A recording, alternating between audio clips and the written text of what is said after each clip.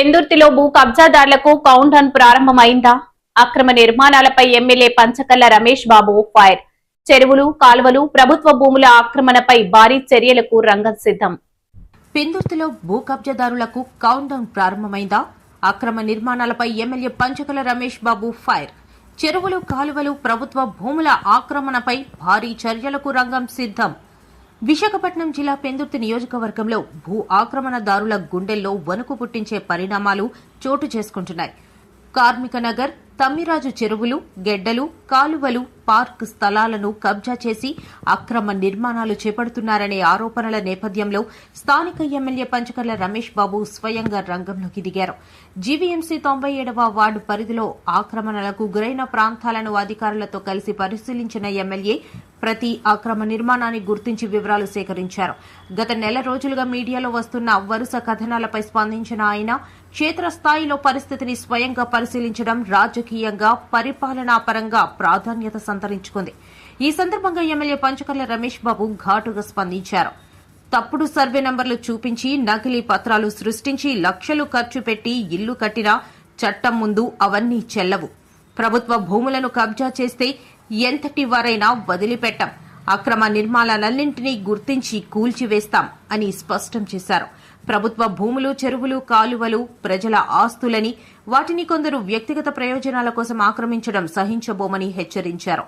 ఈ వ్యవహారాన్ని జిల్లా కలెక్టర్ దృష్టికి తీసుకెళ్లి ప్రత్యేక తనిఖీలు నిర్వహించి కఠిన చర్యలు తీసుకుంటామని వెల్లడించారు. అయితే మరోవైపు నిజమైన పేదలకు ప్రభుత్వం పూర్తి స్థాయిలో అండగా ఉంటుందని ఎమ్మెల్యే స్పష్టం చేశారు.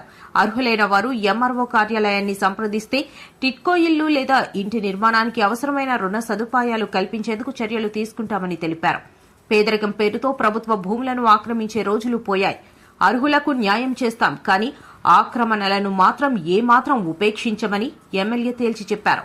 ఎమ్మెల్యే రమేష్ బాబుతో పాటు GVMC zonal commissioner Shankarrao, MRO Venkataparao, assistant city planner Ramalingareddy, irrigation revenue అధికారులు, కూటమి నాయకులు పాల్గొన్నారు. గత వారం క్రితం ప్రెస్ మీట్ చెప్పి పేపర్లు, టీవీల్లో, లోకల్ ఛానల్స్ వస్తున్న ఆక్రమణల మీద నేను మీడియాకి మాట ఇచ్చాను. అధికారులతో ఈ శనివారం మీరు ఏదైతే ఎక్కడైతే ఆక్రమణలు అన్నారో అక్కడ మనం విజిట్ పెట్టుకుందాం అని చెప్పి ఈరోజు అన్న మాట ప్రకారం మేము కానీ, మీరు కానీ, మా అధికారులు కానీ, స్థానిక కార్పొరేటర్లు కానీ అందరం కూడా మనం తిరిగాం. ఉదయం నుంచి ఏదైతే మీరు చెప్పారో వాటిల్లో చాలా చోట్ల ఆక్రమణలు ఉన్నాయి. మరి గడ్డల్లో పేదవాడికి పోయి ఈ ప్రభుత్వం ఇల్లు కట్టుకుంటానంటే అర్బన్ పరిధిలో 2 సెంట్లు, రూరల్ పరిధిలో 3 సెంట్లు ఇస్తామన్నప్పటికీ చెరువుల్లో, గడ్డల్లో ఆక్రమణలు మాత్రం సహించేది లేదు. వాళ్ళని యాక్సెప్ట్ చేసే ప్రసక్తే లేదు. గౌరవ ముఖ్యమంత్రి గారి ఆదేశాల మేరకు మీరు ఇల్లు పెట్టుకుండా లేని వాళ్ళు, రెవెన్యూ వాళ్ళు కానీ, హౌసింగ్ వాళ్ళు కానీ గతంలో మీకు ఇల్లు ఉందో లేదో వెరిఫై చేస్తారు. వెరిఫై చేసి మీకు లేదు అంటే బాజా భజంత్రులతో మీకు స్థలం కానీ, ఇల్లు కానీ కేటాయించే బాధ్యత మాది. అది టిడ్కో అవ్వచ్చు, లేదా గ్రూప్ హౌసింగ్ అవ్వచ్చు, లేదంటే కట్టుకునే స్తోమత ఉంటే ఇండివిజువల్ 2 సెంట్ల స్థలం అవ్వచ్చు. మా దగ్గర స్థలం ఉంది, ప్రభుత్వం దగ్గర ఒక మంచి సంకల్పం ఉంది. అయినా ఆక్రమణలు చేసి మేము ఇలాగే వెళ్తామంటే మాత్రం ప్రభుత్వం చూస్తూ ఊరుకోదనేది మాత్రం మీ ద్వారా హెచ్చరిస్తా ఉన్నా. ఈరోజు ఏదైతే మేము నోటీస్ చేశామో ఈరోజు సాయంత్రం కానీ, రేపు కానీ కలెక్టర్తో కూర్చుని వారిని కూడా ఒకరోజు మార్నింగ్ విజిట్కి రమ్మని మళ్ళీ వారికి కూడా మనం చూపిద్దాం.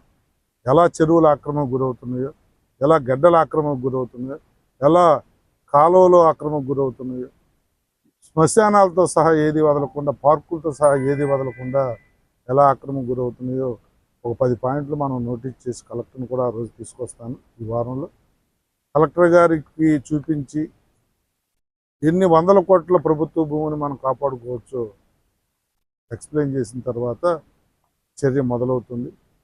నేను ఒకటైతే చెప్తా ఉన్నాను, ఏ పార్టీ అనేది నాకు సంబంధం లేదు. ఆక్రమదారుడు, హక్కుదారుడు ఈ రెండే మా దగ్గర ఉంటాయి. కలెక్టర్ గారికి కూడా ఆ రోజు మీ ముందు అదే చెప్తాను. ఎరాఫేరీలు లేవు, ఎవరిని కూడా కాపాడే ప్రసక్తి లేదు. ప్రభుత్వ భూమి ఆక్రమించిన వాడు అయితే 2 రోజులు లేట్ అవ్వచ్చేమో కానీ చర్య తీసుకోవటం మాత్రం పక్క. ఏదైతే మెయిన్ గడ్డల్లో ఆక్రమించుకున్నారో వాళ్ళని వదిలే ప్రసక్తి అయితే లేదు. ఎందుకంటే భవిష్యత్తులో వాళ్ళు ఎంతో ఖర్చు పెట్టి పక్కా ఇల్లు కట్టేసుకుంటా ఉన్నారు. అది చాలా అమానుష్యం. భవిష్యత్తులో ఎప్పుడు కూడా డాక్యుమెంట్ మీకు చెల్లదు, మీకు డాక్యుమెంట్ రాదు.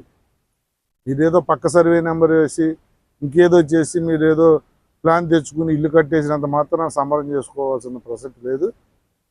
నిజం కొన్ని రోజుల తర్వాత నిగ్గు తేలుస్తాం. కలెక్టర్ గారు వచ్చిన తర్వాత పక్కా యాక్షన్ స్టార్ట్ అవుద్దని తెలియజేస్తాం.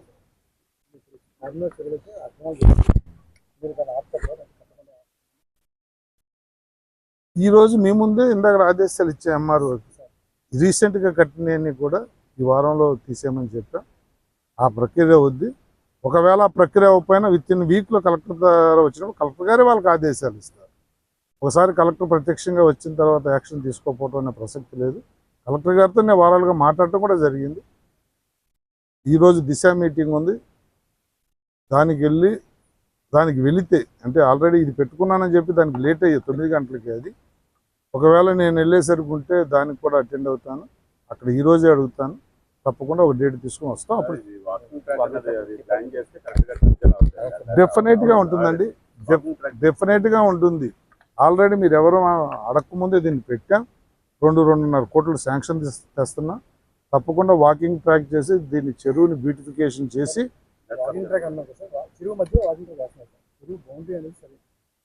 చెరువు మధ్యలో ఏం కాదండి. ఇప్పుడు మామూలుగా నాటడానికి ఇది పెట్టుకున్న దారి కానీ ఇదంతా చెరువే అవుద్ది. వాకింగ్ ట్రాక్ అనేది చుట్టూ బౌండరీ వస్తుంది అంతే తప్ప మధ్యలో వాకింగ్ ట్రాక్ రాదు. ఇదంతా కూడా ఇంకా డెప్త్ చేసి పక్కన చెరువు రైతులకు కూడా నీరు ఇచ్చే విధంగా దీన్ని బాగా డెప్త్ చేస్తామని కూడా చెప్తాం. మీకు మా వార్తలు నచ్చినట్లయితే మా ఛానల్ ని సబ్స్క్రైబ్ చేయండి, లైక్ చేయండి, కామెంట్ చేయండి. మరిన్ని వార్తల కోసం R9 టీవీ ఛానల్ ని చూస్తూ ఉండండి.